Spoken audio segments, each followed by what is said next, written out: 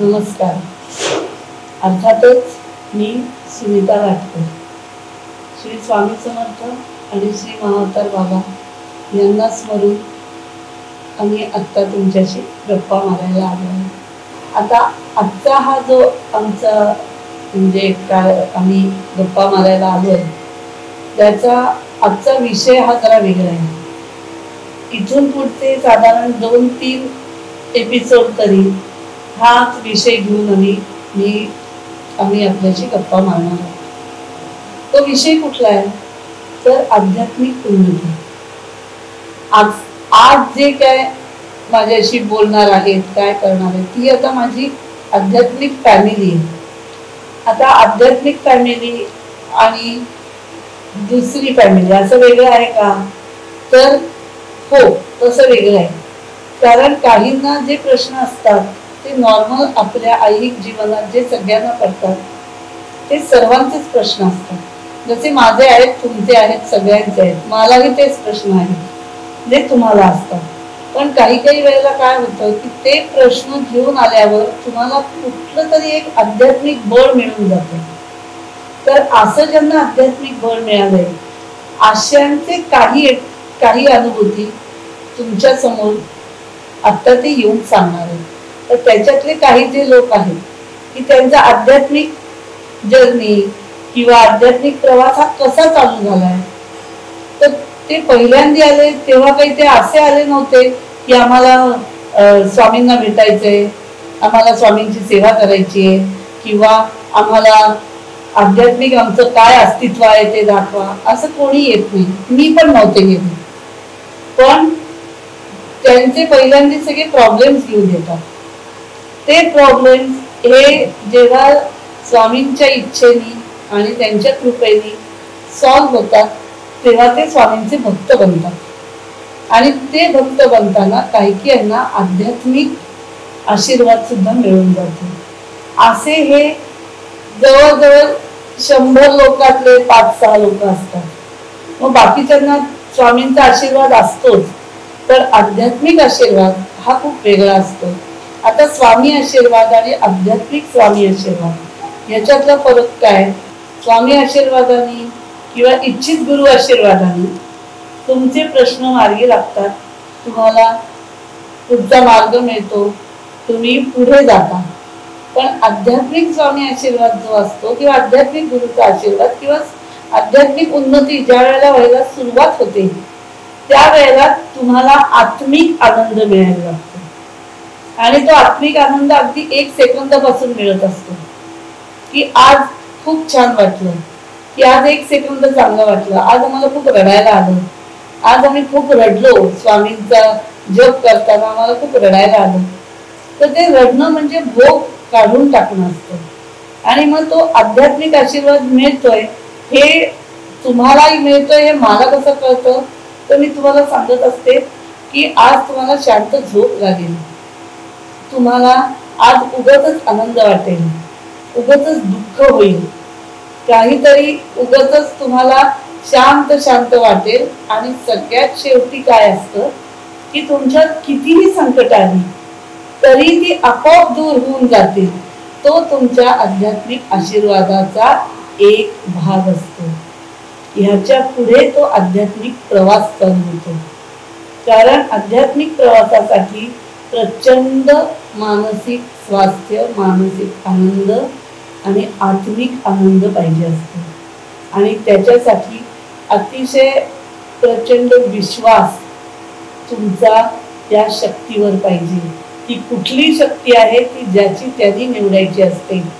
प्रत्येक वेळेला ती शक्ती म्हणजे स्वामीच असतील किंवा आणखीन कोणी असतील असं नाही. ज्याच्या कर्मात जी शक्ती असेल त्या शक्तीचा तिला आशीर्वाद मिळत असतो.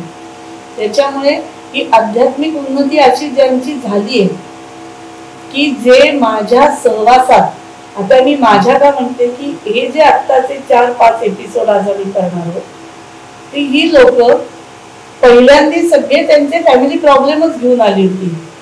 आणि त्यांचे सगळेचे सगळे फॅमिली प्रॉब्लेम सुटून ते अगदी आनंदाने बागडायला लागले का तर काही नाही. त्याच्यातले 70% फॅमिली प्रॉब्लेम सुटले असतील. पण त्यांना जी एक स्थिरता आली त्यांच्या लाईफमध्ये, असे अनुभव घेऊन आम्ही आज तुमच्याकडे येणार आहोत. आणि ही जी स्थिरता आली आहे ही केवळ आणि केवळ त्यांच्या श्रद्धेमुळे आणि त्यांची स्वामींप्रती असलेली अगाध श्रद्धा ह्याच्यामुळेच हे अनुभव त्यांना आलेले आहेत. तर आता त्यांचे हे अनुभव आपण ऐकूयात. आता ही जी आहे ही निवेदिता नहार, हिचे अनुभव ती सांगेल. आणि ही जशी आहे ही हिचे प्रॉब्लेम घेऊन आली होती, पण ती आता स्वामींची भक्त बनत चालली आहे. ती भक्त बनलीये का, आध्यात्मिक आशीर्वाद मिळालाय का, तर तो तुला मिळायची सुरुवात झाली. तर ते अनुभव आपण तिच्याकडून ऐकूया. नमस्कार, श्री स्वामी समर्थ. मला मावशींकडे त्यांच्या बहिणीच्या मुलांनी आणलं आणि सुरुवात नक्कीच मावशींनी सांगितलं तशीच झाली की माझ्याही आयुष्यात काही प्रॉब्लेम्स होते, त्रास होते. तर त्याच्यासाठी प्रश्न विचारून त्याच्यातनं काही उत्तरं मिळतात असं समजलं होतं, म्हणून मी त्याच आशेने आले होते की आपण जाऊयात, प्रश्न विचारूयात, काय होतंय बघूयात आणि मग पुढे ठरवूयात. परंतु जेव्हा मी पहिल्यांदा इकडे आले आणि मावशींशी बोलले त्यावेळेस असं झालं की मी जी काही प्रश्न घेऊन आले होते तर माझ्याविषयी कुठचीही माहिती नसताना देखील जशी नेहमी सगळ्यांना ते नावातनं उत्तरं देतात तशीच माझ्या बाबतीत सुद्धा किमया त्यांनी घडवली. आणि बघितलं की त्यांनी जी उत्तरं दिली त्या उत्तरातनं मला जे काही माझ्या प्रॉब्लेम्सवरचे सोल्युशन होते ते नक्कीच मिळाले. त्यानंतर मी वारंवार इथे दर्शनासाठी येत आहे.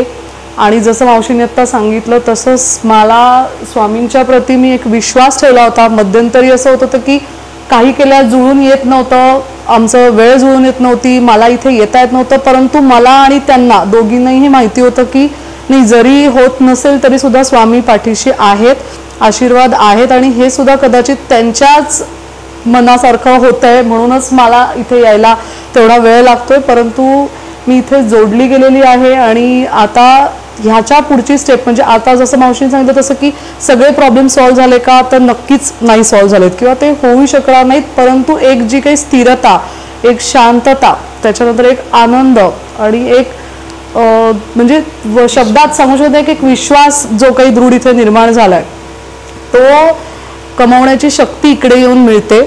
त्यामुळे नक्कीच मला अजून एक त्या पुढची स्टेप किंवा त्या पुढची संधी इथे मिळाली असं मी म्हणेन की मला ह्या गुरुभक्ती चॅनलशी सेवा करण्याची आणि जोडण्याची संधी मिळते म्हणजे नक्कीच स्वामी पाठीशी असा हा संकेत आहे असं मी मानते. त्यामुळे मावशी खूप खूप धन्यवाद.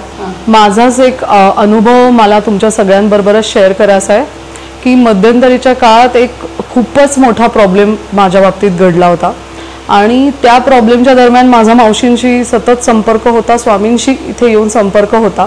आणि त्यावेळेस मी जो काही प्रश्न मावशींना विचारला होता त्या प्रश्नाचं उत्तर अर्थातच त्यांच्या नेहमीच्या शैलीत म्हणजेच त्यांनी मला नावातनं दिलं होतं. आणि ज्यावेळेस दुसऱ्या दिवशी जिथे ही सगळी घटना घडणार होती त्या स्थळी जेव्हा मी गेले आणि अचानकपणे म्हणजे ज्या व्यक्तीसमोर मला उभं राहायचं होतं किंवा ज्या व्यक्तीशी माझा काही डायलॉग जोडणार होते ती व्यक्ती तिथे न येता लकीली का स्वामींच्या कृपेने पण ती व्यक्ती जी मावशींनी ज्या व्यक्तीचं नाव घेतलं होतं त्याच नावाशी साधर्म्य असणारी व्यक्ती तिथे माझ्यासमोर उभी ठाकली आणि तिने मला पूर्णतः दिवसभर त्या प्रॉब्लेममधनं बाहेर काढण्यासाठी 101% म्हणजे आउट ऑफ द वे जाऊन कॉपरेशन केलं.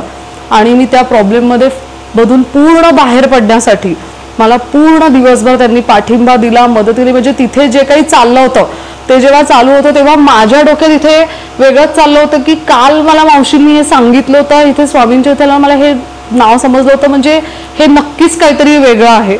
आणि त्या दिवसानंतरच मला असं वाटलं की दरवेळेस फक्त अपॉइंटमेंट घेऊन किंवा प्रश्न विचारून आपली ह्याच्यातलं असं सोल्युशन मिळणार नाही आहेत. कदाचित आपल्याला हे आपला आध्यात्मिक प्रवास सुरू करण्यासाठी इथे येऊन स्वामींचा आशीर्वाद मिळतोय आणि पाठिंबा मिळतोय. त्या प्रसंगातनं मी इतकंच शिकले की त्या दिवशी नक्कीच स्वामींच्याच रूपामध्ये तो माणूस तिथे हजर होता. जसं मावशी नेहमी सांगतात की स्वामी तुम्हाला कुठच्याही रूपात येऊन मदत करतील, तर माझ्यासाठी तरी नक्कीच त्या दिवशी ती व्यक्ती म्हणजेच स्वामी होते किंवा स्वामींचा आशीर्वाद होता. त्यामुळे मला असं जाणवलं की माझ्यातलं स्वतःतला आत्मविश्वास तिथे मी वाढला आहे प्लस माझ्या मनाचं सामर्थ्य तिथे वाढलेलं आहे, माझी श्रद्धा वाढलेली आहे. त्यामुळे नेहमीच मी या आध्यात्मिक जर्नीकडे जी काही सुरुवात माझी होते आहे किंवा आध्यात्मिक प्रवासाकडे सुरुवात होते त्यासाठी मला इथे फक्त श्रद्धा ठेवणं हेच जरुरी आहे, त्याशिवाय दुसरं काहीच नाही.